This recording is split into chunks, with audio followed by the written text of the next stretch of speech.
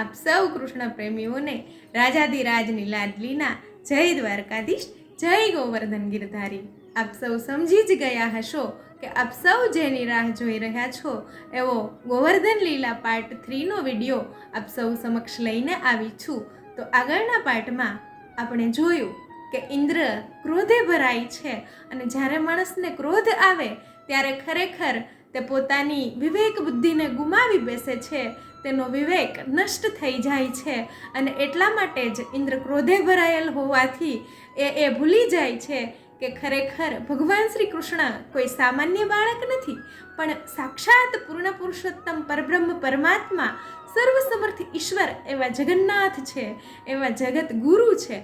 ત્યારે ખરેખર ઇન્દ્રને એવું થાય કે મારો અહમ ગવાયો અને કોઈ નાનો બાળક મને પડકાર આપી જાય, ત્યારે તે વરુણદેવના દૂતોને આજ્ઞા કરે છે, બારેય મેઘને આજ્ઞા કરે છે કે તમે વ્રજમંડળ પર વરસી પડો અને ખરેખર વ્રજમંડળમાં જળ પ્રલય જેવી સ્થિતિ સર્જાઈ જાય.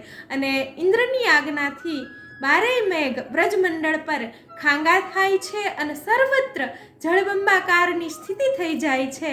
ત્યારે નંદબાબા અને સર્વ ગોપ પરિવાર, સર્વ વ્રજવાસીઓ ભગવાન શ્રી કૃષ્ણ પાસે આવે છે અને કહે છે કે કનૈયા, હવે આપણે શું કરશું? ખરેખર આ જળ પ્રલય ઇન્દ્રની નારાજગી જ છે.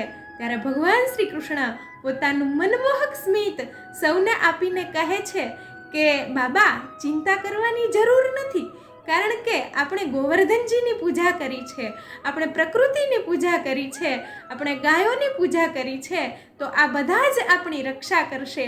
અને પોતે ટચલી આંગળી ઉપર ગોવર્ધનજીને ધારણ કરે છે અને સર્વ ગોપ પરિવારને, સૌ વ્રજવાસીઓને એવી આજ્ઞા કરે છે કે આપણી ગાયો અને સર્વ સંપત્તિ અને સર્વ ઘરવખરી લઈ અને આપ સૌ આ ગોવર્ધન પર્વતની નીચે આવી જાઓ, જળ પ્રલય આપણું કંઈ નહીં બગાડી શકે.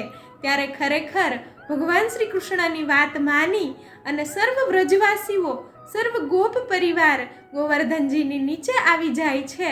અને આના એક બીજી વાત કે આનાથી ભગવાન શ્રી કૃષ્ણ એકતાની તાકાત શું છે, એકતાનું સામર્થ્ય શું છે એ પણ સમજાવવા માગતા હોય. એટલે પોતે સર્વસમર્થ ઈશ્વર હોવા છતાંય સર્વ જગત જેનાથી ગતિમાન છે એવા સર્વશક્તિમાન ઈશ્વર હોવા છતાંય સર્વ ગોપજનોને કહે છે કે આપ સૌ પણ થોડો થોડો ટેકો કરો, જેથી કરી અને ભગવાન ગોવર્ધનજી આપણા સૌની રક્ષા કરી શકે અને ખરેખર સંપ, સહકાર અને એકતાની શક્તિ બતાવવા માટે. અને ભગવાન શ્રી કૃષ્ણ તો સૌના પ્યારા મનમોહન, સૌના વહાલા કનૈયા, એટલે એને પણ કંઈ તકલીફ ન પડે એ હેતુથી સૌ થોડો થોડો આધાર આપે છે અને બધાને સમજાય છે કે કોઈ પણ વિકટ પરિસ્થિતિમાં આપણે એકતાથી, સંપથી અને સહકારથી રહીશું તો ખરેખર પ્રકૃતિ પણ આપણને મદદ કરશે અને આપણે એમાંથી ઉગરી જશું. તો ખરેખર આવી રીતે ભગવાન શ્રી કૃષ્ણ સતત 7 દિવસ સુધી ઇન્દ્ર બારેય મેઘને ખાંગા કરે છે, છતાંય આપણો વહાલો કનૈયો, આપણા ભગવાન શ્રી કૃષ્ણ પૂર્ણ પુરુષોત્તમ જગદગુરુ જગન્નાથ પોતે 7 દિવસ સુધી સતત પોતાની ટચલી આંગળી ઉપર ગોવર્ધન ધરી અને સમગ્ર વ્રજવાસીઓની, સમગ્ર વ્રજ મંડળની રક્ષા કરે છે. જળ પ્રલય પણ એનું કંઈ બગાડી શકતો નથી. અને ખરેખર ઇન્દ્રનો ગર્વ ઓગળે છે અને એને એવું થાય છે કે આ તો સાક્ષાત સર્વસમર્થ ઈશ્વર, એ જેની સાથે હોય તેનું હું શું બગાડી શકું. એટલા માટે આમ ભગવાને ગોવર્ધન ધારણ કરી અને સર્વ વ્રજમંડળની રક્ષા કરી, સર્વ વ્રજવાસીઓ અને સર્વ ગોપ પરિવારની રક્ષા કરી.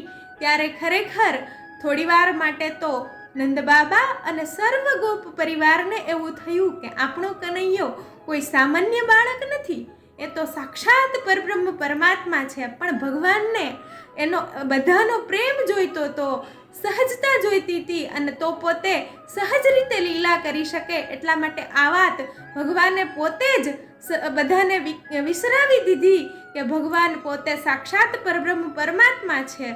અને એવી રીતે ગોવર્ધન લીલા દ્વારા બધાની રક્ષા કરે છે અને ગોવર્ધન લીલા દ્વારા ભગવાન આપણના જેવા સામાન્ય ભક્તોને એવું બતાવવા માગે છે કે ખરેખર બાળકોમાં એવી શક્તિ હોવી જોઈએ, એવો તર્ક અને એવો વિવેક હોવો જોઈએ કે જો વર્ષોથી ચાલી આવતી પરંપરામાં પણ એને કંઈક વિજ્ઞાન લાગે, એને કંઈક વિજ્ઞાન અને અધ્યાત્મ લાગે તો અને તો જ એ પરંપરા છે એને પકડી રાખવી, નહીતર એ પરંપરાની સામે લડવાની શક્તિ અને પ્રચંડ આત્મવિશ્વાસનો વિકાસ પણ આપણા બાળકોમાં થાય એવું આપણા બાળકોનું મગજ હોય અને એવી સતેજ જે તર્ક શક્તિ છે એ બાળકોમાં વિકાસ પામે, એ પણ ભગવાન શ્રી કૃષ્ણ ગોવર્ધન લીલા દ્વારા આપણને સૌને સમજાવવા માગે છે.